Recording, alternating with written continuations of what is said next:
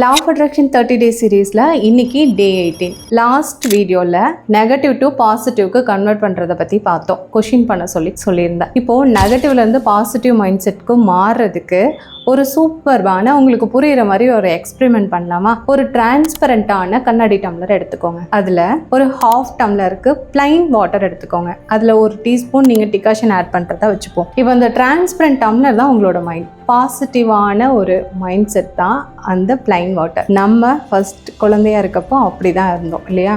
இப்போது நெகட்டிவான thoughts, emotions, நம்மளை சுற்றி நடக்கிற விஷயங்கள் எல்லாம் நம்மளை இன்ஃப்ளூயன்ஸ் பண்ணி இந்த பிளாக்கான டிகாஷன் ஆட் பண்ண நெகட்டிவ்ஸை ஆட் பண்ண ஒரு வாட்டராக நம்ம இப்போ இருக்கோம் இல்லையா? இந்த மைண்ட் செட்டில் நெகட்டிவ் மட்டும் தனியாக எடுக்கணும் அப்படின்னு சொன்னால் நம்மளால் முடியுமா? கண்டிப்பாக முடியும். நெகட்டிவை பிரிக்க முடியாது, பாசிட்டிவாக அதில் அதிகமாக ஆட் பண்ணுறது மூலமாக. எக்ஸாம்பிளுக்கு இப்போ நீங்கள் அந்த டிகாஷன் ஆட் பண்ண வாட்டரில் டேப்பை ஓப்பன் பண்ணி நீங்கள் வாட்டர் போர் பண்ணுறதா வச்சுப்போம். தொடர்ந்து போர் பண்ணிகிட்டே இருக்கும்போது வாட்டர் நிறைஞ்சு கீழே போயிட்டே இருக்குமா?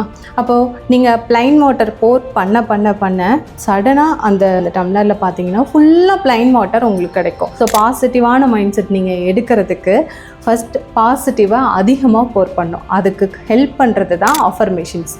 உங்களுக்கு யூஸ்ஃபுல்லான அஃபர்மேஷன்ஸ் வேணும்னா எனக்கு டிஎம் பண்ணுங்கள். உங்களோட கோல்ஸ்க்கான அஃபர்மேஷன்ஸ் உங்களுக்கு நான் சென்ட் பண்ணுறேன்.